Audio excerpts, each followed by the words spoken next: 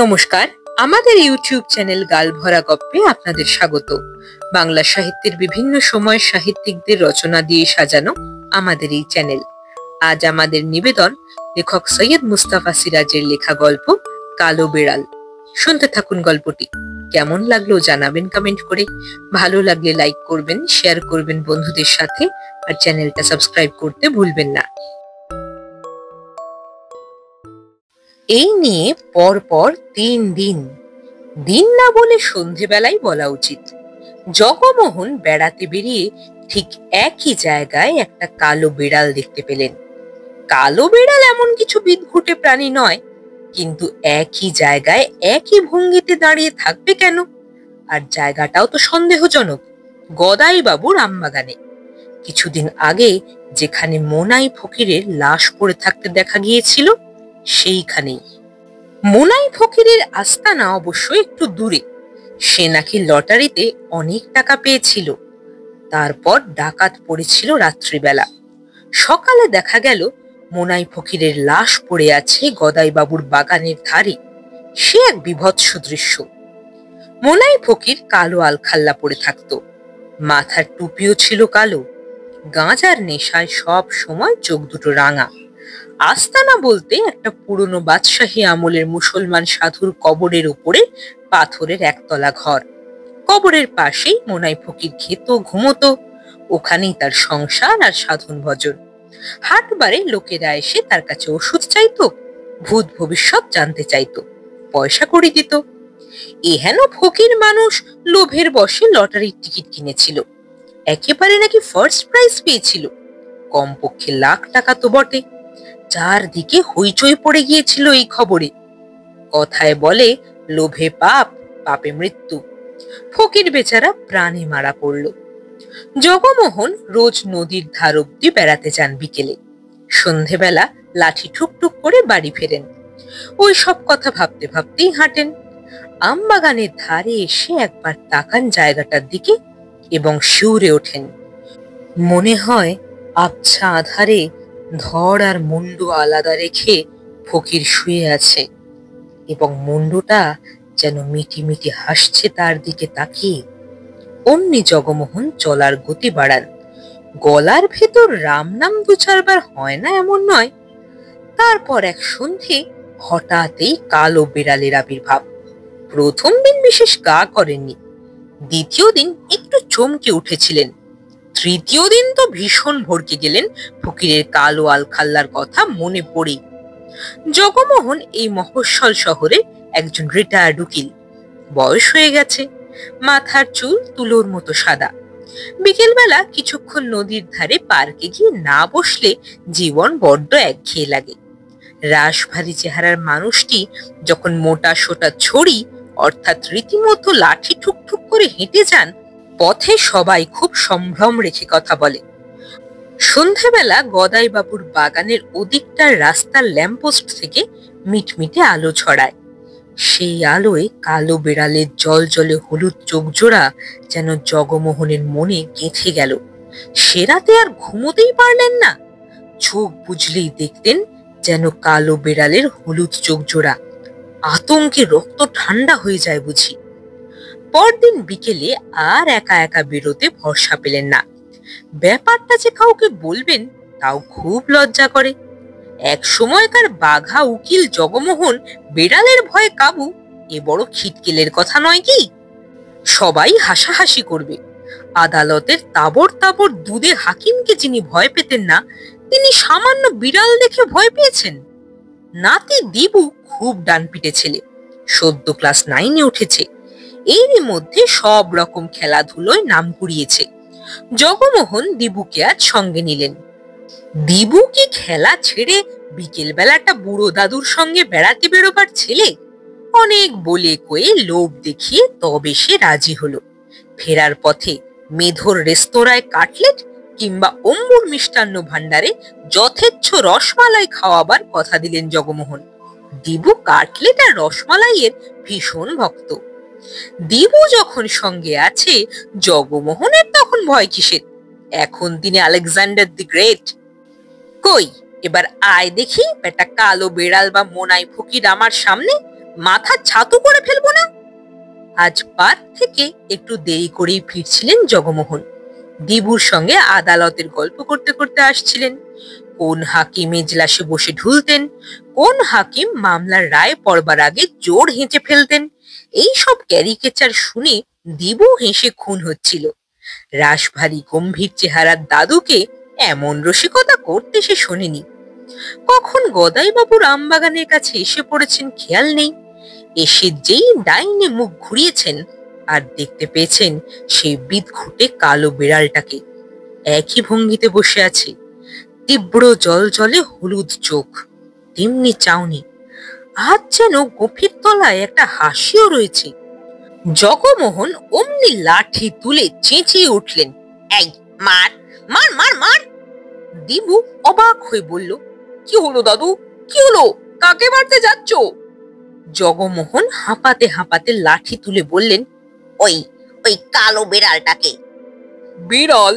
দিবু আরো অবাক, ওই বিড়াল? ওই তো, দেখতে পাচ্ছিস নে, ওই যে। দিবু হাসতে লাগলো, তোমার চোখ খারাপ দাদু, ওটা তো একটা কালো কাঠ পড়ে রয়েছে। সে দৌড়ে গিয়ে এক টুকরো কাঠে লাথি মারল। জগমোহন দেখলেন বিড়ালটা সত্যি কাঠ হয়ে গেছে। তখন নিজের ভুল বুঝতে পেরে পা বাড়ালেন। মনটা ভালো হয়ে গেল। একেই বলে রজ্জুতে সর্পভ্রম, অর্থাৎ দড়িকে সাপ মনে করা। ছ্যা ছ্যা, কি লজ্জার কথা। কিন্তু কিছুটা গিয়ে হঠাৎ মনে হলো যেন চাপা স্বরে বিড়ালটা ডাকলো, মিয়াও। অমনি ঘুরলেন, ঘুরেই আঁতকে উঠলেন। নিজের চোখকে বিশ্বাস করতে পারলেন না। সেই কালো বিড়ালটা পিছন পিছন আসছে। জগমোহন ফের লাঠি তুলে চেঁচিয়ে উঠলেন, মার মার মার মার। দিবু এবার রেগে গেল, বলল, ও দাদু, আবার কি মারতে যাচ্ছ? জগমোহন কাঁপতে কাঁপতে বললেন, বিড়াল, সেই কালো বিড়াল। কই বিড়াল? আরে এই তো। দিবু আরো রাগ দেখিয়ে বলল, ধুর, তোমার মুন্ডু, আমি চললুম। কালো বিড়ালটা এখন একটু সরে গিয়ে রাস্তার পিচে বুক ঠেকিয়ে বসেছে। এই রাস্তাটা খাঁ খাঁ নির্জন। জগমোহন প্রায় আর্তনাদ করে উঠলেন, দিবু, ও দিবু, যাসনি ভাই, কাটলেট, রসমালাই। তখন দিবু দাঁড়ালো, তারপর হাসতে হাসতে বলল, বিড়ালকে এত ভয় কিসের বলো তো? আরে বিড়াল ইজ বিড়াল। জগমোহন হাঁটেন আর বারবার পিছু ফেরেন। আশ্চর্য, কালো বিড়ালটার সঙ্গে তার দূরত্ব সেই একই থেকে যাচ্ছে। ভিড়ে ভরা বড় রাস্তায় পৌঁছে অবশ্য আর তাকে দেখতে পেলেন না। সেই রাতে জগমোহন অস্থির, চোখে ঘুম নেই। একটা ব্যাপার স্পষ্ট বোঝা যাচ্ছে, কালো বিড়ালটাকে তিনি একা দেখতে পান, আর কেউ পায় না। দিবু তো দেখতে পায়নি। তার চেয়েও বড় কথা, দিবুকেও বিড়ালটা গ্রাহ্য করলো না। একবার বেমালুম কাঠে রূপান্তরিত হলো, দ্বিতীয়বারও তার সামনে অদৃশ্য হয়ে রইল। শুধু তাই নয়, জগমোহনকে অনুসরণ করলো কত দূর। অতএব বিড়ালটা সেই মোনায় ফকিরের আত্মা, অর্থাৎ ভূত। হায় হায়, এতকাল পরে এই বুড়ো বয়সে জগমোহন একটা ভূতের পাল্লায় পড়লেন। কথাটা যত ভাবছেন আতঙ্কে রক্ত ঠান্ডা হয়ে যাচ্ছে। খালি মনে হচ্ছে আর কেউ তাকে বাঁচাতে পারবে না। ফকিরের ভূত তার গলা কামড়ে ধরবেই ধরবে। বাড়িটা শহরের শেষ প্রান্তে। জগমোহনের ঘরের পিছনে জঙ্গলে জায়গা খানিকটা, তার ওধারে সেই নদী। এমন জায়গায় বাড়ি করাই ভুল হয়েছিল। তার উপর মশার উপদ্রব 12 মাস। তবে একটা সুবিধে হয়েছে দেখা যাচ্ছে, মশারির ভেতর শুয়ে থাকার ফলে রাতের বেলা নিজেকে নিরাপদ ভাবতে পারছেন। বেড়াল হোক আর ভূতপ্রেতী হোক, মশারির ভেতর ঢুকতে পারবে কি? না পারাই উচিত। কোন বইয়ে যেন পড়েছিলেন, মশারির ভেতর মানুষ খুব নিরাপদ। দেওয়াল ঘড়িতে টক টক শব্দ, তারপর ঢং ঢং করে রাত 12টা বাজলো। আর তারপরই জগমোহন শুনলেন, মিয়াও। অমনি চমকে উঠে মুখ তুললেন। বাইরে অন্য পাশের রাস্তার আলো তেরচা হয়ে একটা জানলায় পড়েছে, আর সেখানে ফের আবির্ভূত হয়েছে সেই কালো বিড়াল। জলজলে হলুদ চোখ, মশারির ভেতর থেকে স্পষ্ট দেখা যাচ্ছে। গোফের তলায় তেমনি একটা হাসিও। হাসিটা এখন কেমন ক্রূর। বিড়ালটা ফের বলল, মিয়াও। জগমোহন ততক্ষণে একেবারে মরিয়া হয়ে উঠেছেন। বাঁদরের বেলায় যেমন, ভূতের বেলাতেও তেমন এক কথা। বেশি পাত্তা দিতে নেই, পাত্তা দিলেই মাথায় উঠে বসবে। ভূতকে ভয় করলেই ভূত আরো পেয়ে বসবে। অতএব জগমোহন ভয় চেপে চুপে রেখে সোজা ভেঙচি কাটলেন ভূত অর্থাৎ কালো বিড়ালকে। মিয়াও। কালো বিড়ালও সঙ্গে সঙ্গে বলল মিয়াও। আর এতক্ষণে জগমোহন টের পেলেন তিনি বিড়ালের ভাষা বুঝতে পেরেছেন। কি বলছে ঠাহর হচ্ছে। কালো বিড়াল বলছে, মিয়াও, টাকা। টাকা? জগমোহনের টনক নড়ল। বিড়ালের ভাষায় বলে উঠলেন, মিয়াও মিয়াও। টাকা? কিসের টাকা? কালো বিড়াল বলল, মিয়াও মিয়াও। কেন? লটারির টাকা। ওরে বাবা, বলে কি বেটা, লটারির টাকা মানে কি? জগমোহন হতভম্ব হয়ে বললেন, মিয়া, বলো কি হে? Miao Miao. কেন উকিল বাবু, আমার লটারিতে পাওনা টাকার কথা ভুলে যাচ্ছেন? মিয়াও মিয়াও। কি মুশকিল, তোমার লটারির টাকা তো তোমায় খুন করে ডাকাত বেটারা নিয়ে পালিয়েছে। জগমোহন বললেন, ও বুঝেছি, তা তুমি কি আমাকে মামলা করতে বলছো তোমার হয়ে? আরে মোলো ছাই, ডাকাত বেটাদের কি আমি চিনি? তুমি বরং দারোগা বাবুর কাছে যাও, তিনি তোমার টাকা উদ্ধার করে দেবেন, ও বেটাদেরও জেলে পড়বেন। যাও দেখি বাবু, দারোগা বাবুর কাছে। Miao Miao. ও কথা বললে যে চলবে না উকিল বাবু। মিয়াও, চলবে না মানে? আমি তো কবে ওকালতি ছেড়ে দিয়েছি হে। Miao Miao. টাকা টাকা, কোনো কথা শুনবো না, টাকা চাই। জগমোহন বিব্রত হয়ে মানুষের ভাষায় বললেন, আরে কি আপদ, ভাগো বলছি ভাগো, নইলে লাঠি পেটা করবো। কালো বিড়াল এবার নিজের ভাষায় বললে, মিয়াও, পুরো বলে এক লাফে তার মশারির ছাদে এসে পড়ল। অমনি পটাপট দড়ি ছিঁড়ে মশারি আর বিড়াল পড়ল জগমোহনের ওপর। মুহূর্তে হুলস্থুলু ঘটে গেল। জগমোহন আর্তনাদ করতে লাগলেন, আরে বাঁচাও বাঁচাও বাঁচাও।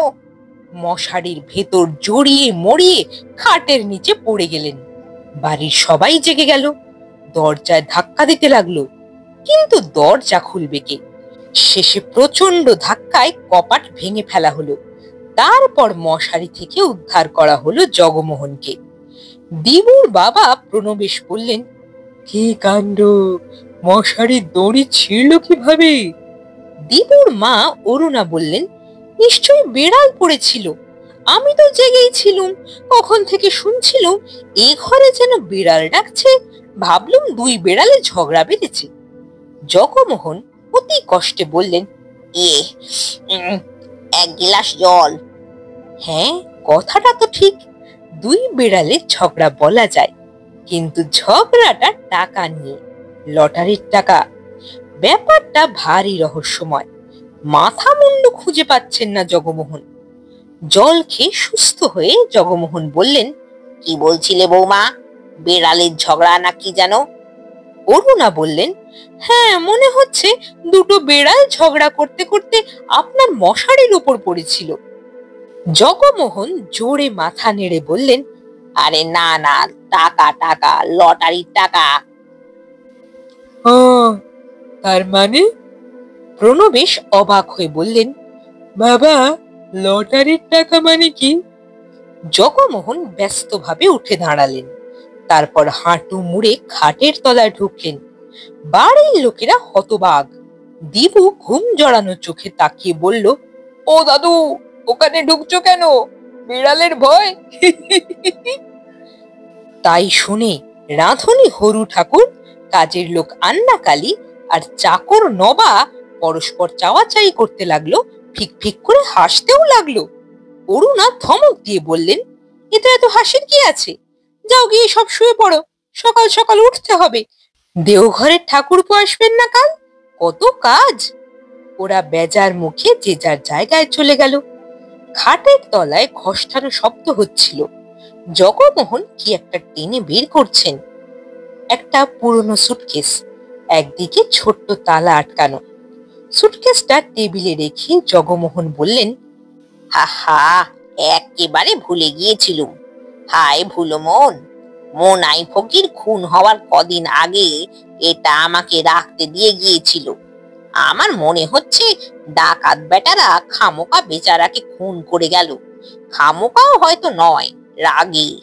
টাকাগুলো পেলে আর খুন করতো না, পাইনি বলেই রেগে মেগে মুন্ডু কেটে ফেলেছিল। কিন্তু দেখো, আমি স্বপ্নেও ভাবিনি এই সুটকেসের মধ্যে। ইস, কি ভুল কি ভুল। প্রণবেশ বললেন, ও বাবা, ব্যাপারটা কি বলবেন খুলে? জগমোহন দাঁত খিচিয়ে বললেন, বলবো আবার কি, মোনাই ফকিরের টাকা। শিগগির একটা চাবির গোছান, তালা না খুললে ভাঙতেই হবে শেষ পর্যন্ত। মোনাই ফকিরের আস্তানা ঘিরে জগমোহন একটা অনাথ আশ্রম বানিয়ে দিয়েছেন। অনাথ ছেলেমেয়েরা সেখানে লেখাপড়া শিখছে, কারিগরি কাজ শিখে মানুষ হচ্ছে। মোনাইয়ের লটারির টাকা জগমোহনও কিছু দিয়েছেন নিজের পুঁজি থেকে। আজকাল সেই অনাথ আশ্রম নিয়েই তিনি থাকেন। বাকি জীবনের জন্য একটা ভালো কাজ পেয়ে গেছেন। আর কালো বিড়ালটা শেষবার দেখেছিলেন অনাথ আশ্রম উদ্বোধনের দিন। কলকাতা থেকে এক মন্ত্রী মশাই গিয়েছিলেন উদ্বোধন করতে। জগমোহন দেখেছিলেন অত ভিড়ের মধ্যে কালো বিড়ালটা দিব্যি এসে তার দু পায়ের ফাঁকে কিছুক্ষণ বসে থাকলো। পা শিরশির করছিল, তবু আর ভয় পাননি জগমোহন। এমনকি যাওয়ার সময় বিড়ালটা মিউ বলে কৃতজ্ঞতা জানিয়ে গেল। মোনাই ফকিরের আত্মার শান্তি হয়েছে, আর জগমোহনকে জ্বালাতে আসে না। অবশ্য জগমোহন এখন কদাচিৎ কালো বিড়াল দেখলে চমকে ওঠেন, তবে আর মার মার বলে তাড়া করেন না। এরা তো ভূত নয়, নেহাতি পাড়ার হুলু। একটু হেসে বিড়ালের ভাষায় ধমক দিয়ে বলেন, মিয়াও, অর্থাৎ তুই আবার কে রে, ভাগ ভাগ। শুনছিলেন লেখক সৈয়দ মুস্তাফা সিরাজের লেখা গল্প কালো বিড়াল। কেমন লাগলো গল্পটি জানাবেন কমেন্ট করে।